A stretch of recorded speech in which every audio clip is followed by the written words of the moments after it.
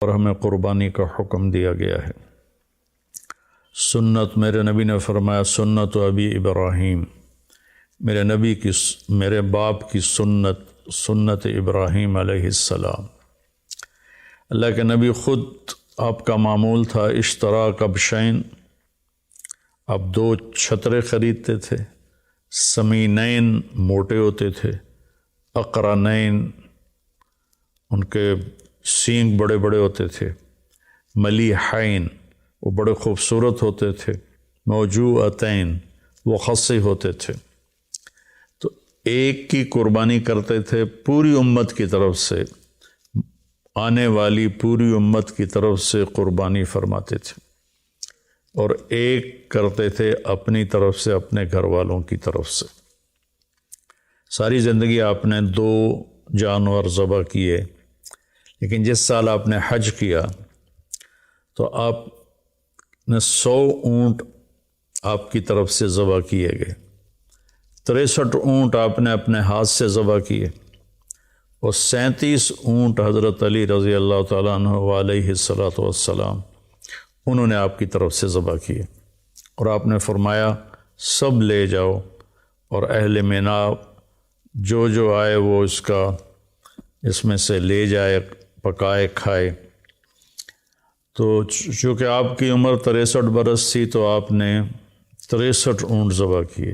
ایک اونٹ میں 7 حصے ہوتے ہیں، ایک اونٹ 7 انسانوں کی طرف سے ہوتا ہے۔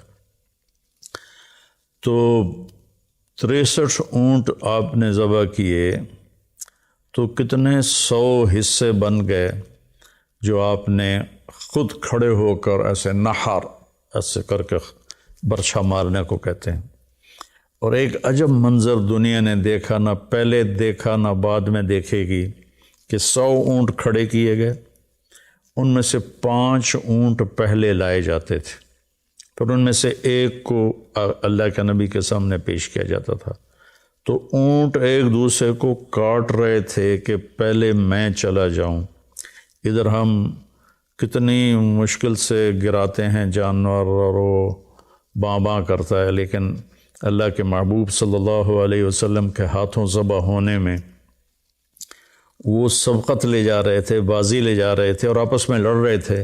ہر اونٹ کی تمنا تھی کہ میں پہلے ذبح ہو جاؤں، اور اس کے بعد 37 اونٹ حضرت علی علیہ السلام نے ذبح فرمائے، اور پھر آپ نے فرمایا کہ ان اونٹوں کا جو گوشت بنائے گا اس کو مزدوری گوشت میں سے نہ دی جائے، میں الگ سے دوں گا۔ اور پھر اپنے گھر والوں کی طرف سے آپ نے گائے ذبح کی، اور پھر اس کا حضرت علی سے فرمایا کہ کوئی گوشت کے ٹکڑے لو اور دیگ میں ڈالو۔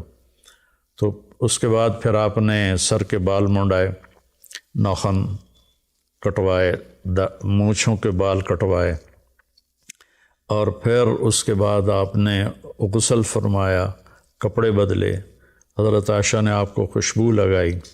اس کے بعد آپ نے انتظار کیا، جب وہ پہلی دیگ جو چڑھی تھی جب وہ تیار ہو گئی تو پھر آپ نے اس میں سے گوشت، آپ اور علی رضی اللہ تعالیٰ عنہ ایک ہی برتن میں کھا رہے تھے، اور پھر آپ نے اس کا شوربہ بھی پیا، اور اس کے بعد پھر آپ اپنی اونٹنی قصواء پر اسامہ بن زید کو پیچھے بٹھایا، اور آپ طواف زیارت کے لیے تشریف لے گئے۔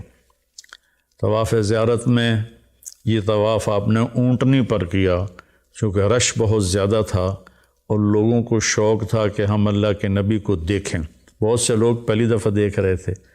پھر آپ نے اونٹنی پہ سوار ہو کر وہ طواف کیا، اور آپ کے ہاتھ میں ایک چھڑی سی تھی، جب آپ اس پر حجر اسود پر آتے تو یوں اشارہ کر کے اس کو ایسے استلام کر لیتے تھے۔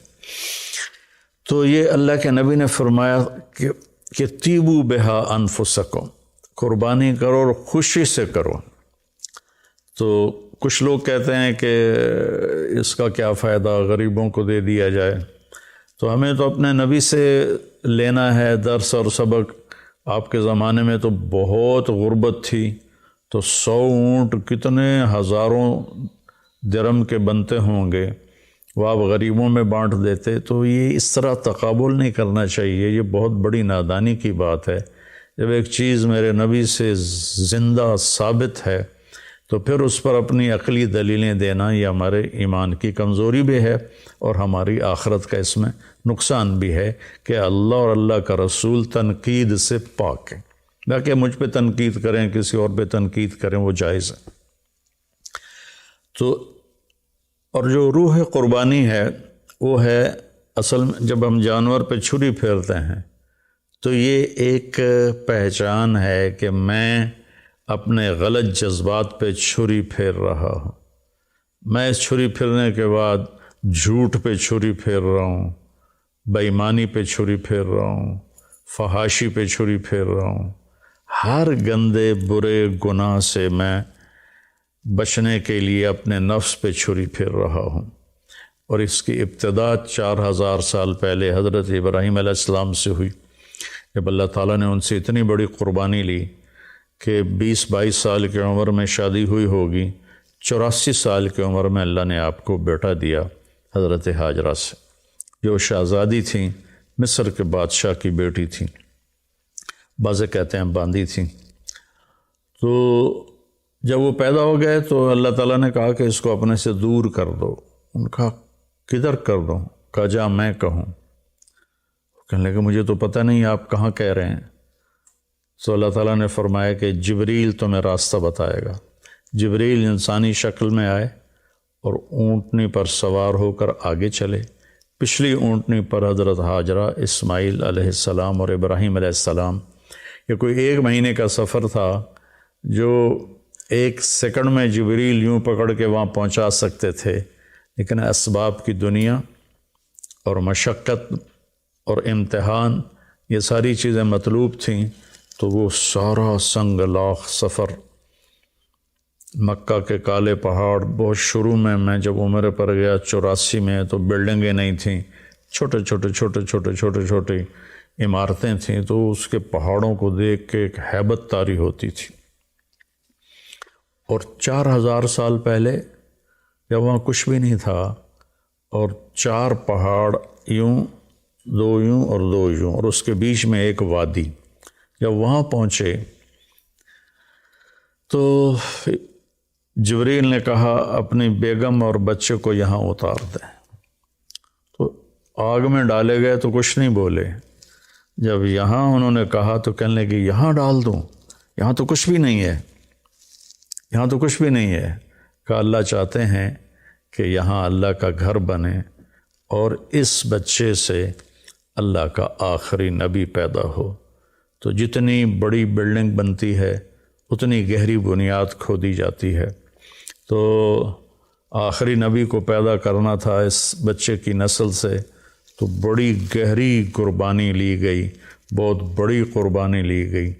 جب ابراہیم علیہ السلام دونوں کو چھوڑ کے واپس ہوئے تو حضرت ہاجرہ حیران پریشان کہ جنگل بیابان، نہ پانی، نہ سایہ، نہ انسان، حتیٰ کہ پرندے بھی کوئی نہیں۔ کہنے کہ مجھے کہاں چھوڑ کے جا رہے ہو؟ تو جواب دینے کی اجازت نہیں تھی، اور حضرت ہاجرہ ساتھ ساتھ چل رہی ہیں اور ابراہیم علیہ السلام پیدل چل رہے ہیں، اونٹنی کو کی نکیل پکڑی ہوئی ہے، رسی پکڑی ہوئی ہے۔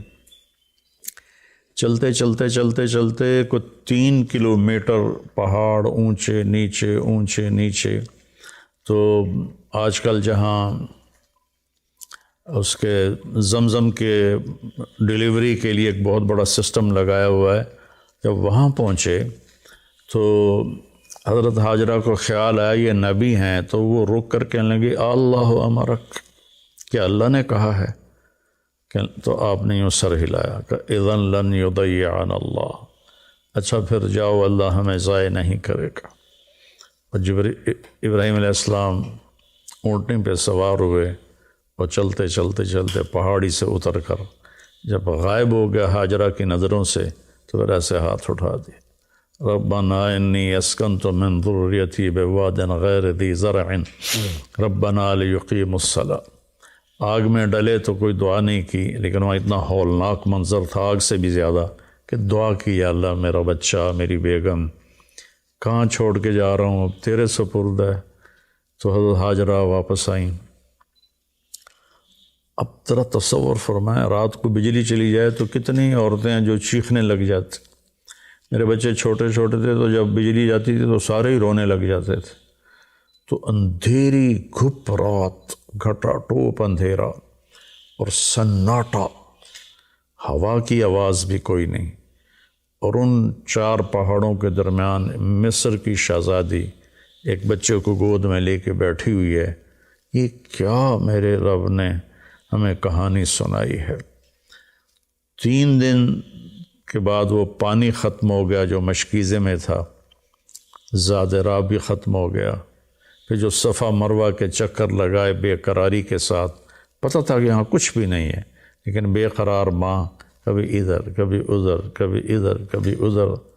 تو اللہ کا شکر ہے کہ 7ویں چکر پہ وہ تھک کے گر گئیں، اور وہ ان کو یہ ہو گیا کہ میں یہاں مر جاؤں، میرا بیٹا وہاں مر جائے، میں بچے کو مرتا تڑپتا دیکھ نہیں سکتی، تو ایسے نڈھال ہو کے گر گئیں۔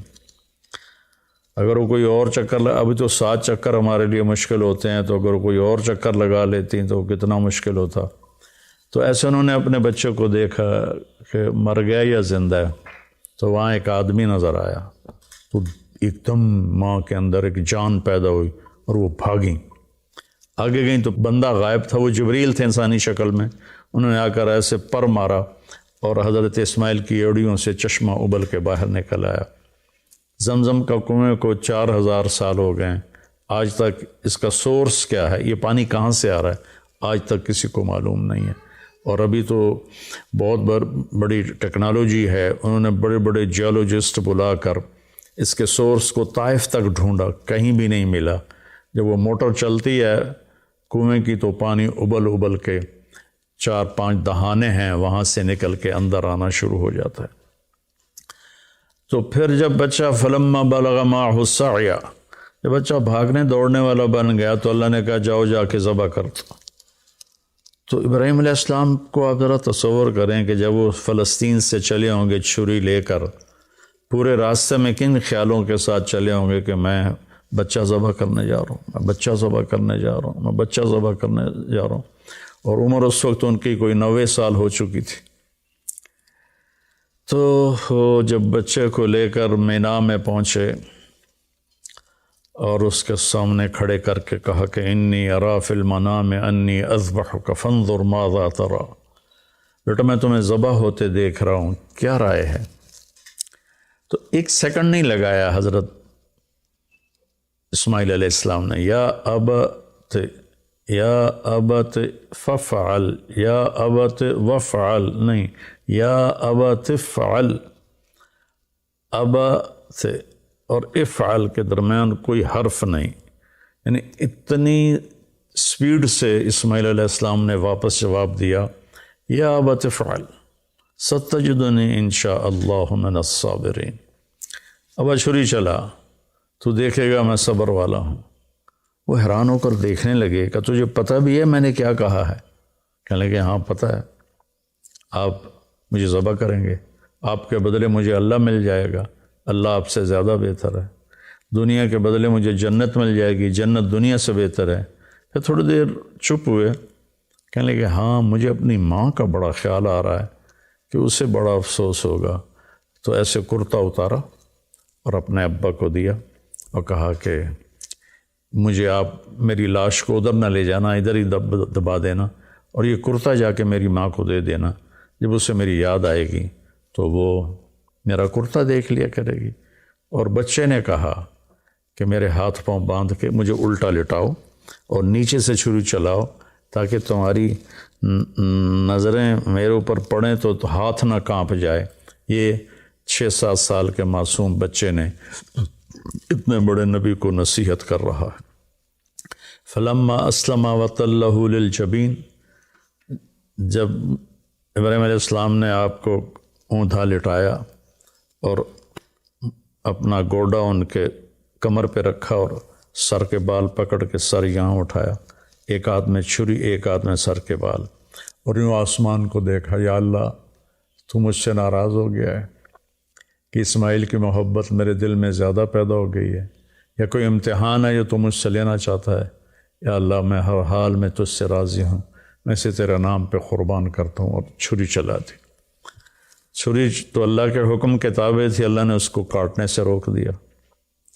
نہ گردن میں کوئی لوہے کا ٹکڑا آیا، نہ چھری کون تھی، بس اللہ کا امر تھا، نہیں چلی، 1 دفعہ 2 دفعہ 3 دفعہ، آخر اٹھے اور چھری کو تیز کیا۔ تیز کر کے جب آئے تو پھر اللہ نے کہا جبریل پہنچو۔ سبحان اللہ، کیا بیٹا ہے، کیا باپ ہے، کن لوگوں کی ہم پیروی کرتے ہیں، نام لیتے ہیں، کیا ہمارے اعمال ہیں۔ ہم ایک دوسرے پر چھری چلانے میں تو بڑے تیز ہیں، لیکن اپنی خواہشات پہ چھری چلانا، یہ پورا دیس الا ماشاء اللہ خالی پڑا ہوا ہے۔ تو جب انہوں نے پٹی کھولی تو سامنے وہ چھترا ذبح تھا اور جبریل اور اسماعیل علیہ السلام کھڑے تھے۔ اس میں فلسفہ یہ تھا کہ اللہ کے حکم کے سامنے جان دینی پڑے دے دو، اولاد دینی پڑے دے دو، مال دینا پڑے دے دو، لیکن اللہ کو ناراض نہ کرو۔ اس کے بدلے میں اللہ ایک بہت عالی شان ہمیشہ کی زندگی نصیب فرمائے گا، جس کے بارے میں اللہ فرماتا ہے فَلَا تَعْلَمُ نَفْسٌ مَا أُخْفِيَ لَهُم مِّن قُرَّةِ أَعْيُنٍ جَزَاءً بِمَا كَانُوا يَعْمَلُونَ، کہ میرے بندو تمہیں پتہ لگ ہی نہیں سکتا تمہاری آنکھوں کی ٹھنڈک کے لیے میں نے کیا سامان تیار کیا ہوا ہے۔ تو میرے عزیزو، یہ قربانی ایک پیغام ہے کہ اللہ رسول کو راضی کرنے میں ہم اپنی خواہشات کی قربانی دیں اور اپنے نبی کو، اپنے اللہ کو خوش کریں۔ تو اس وقت ہمارے ملکی حالات بہت ابتر ہیں۔ میں تو یہاں دیہات میں ہوں، غریبوں کے چولہے بند ہو چکے ہیں، 1 وقت پکاتے ہیں، 2 وقت بھوکے رہتے ہیں، بہت بری حالت ہے۔ میں نے زندگی میں کبھی ایسی بری حالت نہیں دیکھی جو میں اب دیکھ رہا ہوں۔ میں یہاں شکر ہے ایک فاؤنڈیشن بنائی ہے اور ویلفیئر کا کام کرتا ہوں، لیکن ہم عاجز آ گئے ہیں، اتنے سائل ہیں کہ میرے پاس محدود وسائل ہیں، میں بے بس ہو گیا ہوں۔ تو میری سب سے گزارش ہے کہ اپنے اللہ کی طرف رجوع کریں، اپنے اللہ سے مانگیں کہ یا اللہ ہمارے اوپر آئی ہوئی یہ سختی دور فرما دے اور ہم سے راضی ہو جا۔ جن گناہوں کی وجہ سے یا اللہ تو ناراض ہوا اور میرا دیس ایک جنگل بن گیا، یا اللہ تو ہم سب کے وہ گناہ معاف فرما۔ اس میں بھی مجرم ہوں، اور 22 کروڑ عوام بشمول حکومت سب جتنے محکمے ہیں، ہم سارے اس میں مجرم ہیں کہ ہم نے اس چھوٹی سی دنیا اور چند دن کی زندگی کے پیچھے اپنے اللہ کو بھی ناراض کیا ہوا ہے، اپنے رسول کو بھی ناراض کیا ہوا ہے، اپنی قبر کو بھی آگ سے بھرا ہوا ہے، اور اپنے حشر کو بھی تباہی سے ہم نے بھرا ہوا ہے۔ ہمارے سامنے صرف یہی زندگی ہے جس کا اللہ تعالیٰ کہتا ہے یعلمون ظاہرا من الحیات الدنیا وہم عن الآخرۃ ہم غافلون۔ تمہیں صرف دنیا کی زندگی معلوم ہے، تمہیں پتہ ہی نہیں ہے کہ آخرت میں کیا ہونے والا ہے۔ جب اللہ دے گا تو ایسا دے گا کہ کسی کا تصور نہیں ہو، جب اللہ پکڑے گا تو ایسا پکڑے گا کہ کسی کو تصور نہیں۔ ان بطش ربک لشدید، تیرے رب کی پکڑ انتہائی سخت ہے۔ میرے نبی نے فرمایا جہنم سے ایک ڈول پانی نکال کے 7 سمندر میں ڈالو تو 7 سمندر ابل جائیں گے، تو اس پانی کا ٹیمپریچر کیا ہوگا۔ اور دوسری طرف فرمایا کہ جنت سے ایک نوخن کے برابر کسی چیز کو یوں کر کے زمین پہ رکھ دو تو ساری کائنات وہ خوشبو سے بھر جائے گی اور روشن ہو جائے گی۔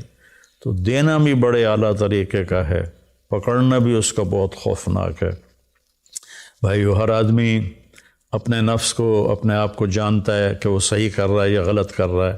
اگر ہم غلط کر رہے ہیں تو توبہ کریں، صحیح کر رہے ہیں تو شکر ادا کریں، اور ایک دوسرے پر کیچڑ اچھالنے کی بجائے ہم اللہ کی طرف رجوع کریں، مسجدوں کو بھریں، توبہ کریں، جھوٹ سے، زنا سے، شراب سے، بے ایمانی سے، دھوکہ سے، فراڈ سے، فریب سے، قتل سے، حرام کھانے سے ہم توبہ کریں تو اللہ کی رحمت ہماری طرف متوجہ ہوگی اور اللہ تبارک و تعالی ہمارے حالات بہتر کر دے گا۔ اللہ نے ہمیں طریقہ بتایا، وَلَوْ أَنَّ اہل القری آمنوا واتقوا لفتحنا علیہم برکات من السماء والارض، اگر یہ شہر کے لوگ ایمان لے آئیں اور تقوی اختیار کریں تو زمین آسمان کی برکتوں کے دروازے میں کھول دوں گا۔ تو وہ اہل القری کی جگہ میں کہہ دوں ولو ان اہل پاکستان، اگر پاکستان والے اپنا ایمان مضبوط کریں اور گناہوں سے بچیں تو اللہ تعالیٰ کہتا ہے میں زمین و آسمان کی برکتوں کے دروازے کھول دوں گا۔ تو بھائیو، مصیبت کو ٹالنے کا راستہ ایک دوسرے کو برا بھلا کہنا نہیں ہے، مصیبت کو ٹالنے کا راستہ اللہ کے سامنے آہوزاری کرنا ہے۔ جیسی پرجا ویسا راجا، جیسے ہمارے عوام ہوں گے ویسے ہمارے حکمران ہوں گے، تو ہم اپنے اعمال کا محاسبہ کر کے اپنے آپ کو ٹھیک کریں۔ اللہ تعالیٰ ہماری توبہ کو قبول فرمائے اور ہم سے راضی ہو۔